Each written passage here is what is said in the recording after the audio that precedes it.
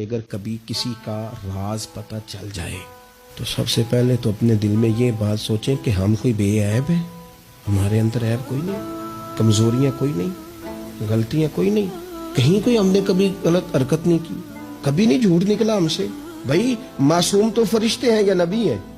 تو اگر کسی کا پردہ سامنے کسی وجہ سے کھل ہی گیا ہے، کسی کی کوئی بات سامنے آ ہی گئی ہے، تو اس کا کیا مطلب ہے؟ ایک ڈنڈورا پیٹنا ہے؟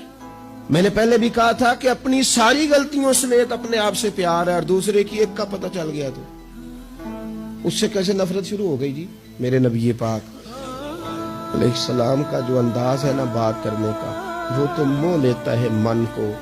ابن ماجہ کے لفظ سنیے، نبی پاک علیہ السلام نے فرمایا کسی کی برہنگی اگر کہیں سے کسی کا کپڑا ہٹ گیا ہے تو دنیا میں اسے چھپا دے، رب قیامت میں تیری پردہ پوشی کر دے گا۔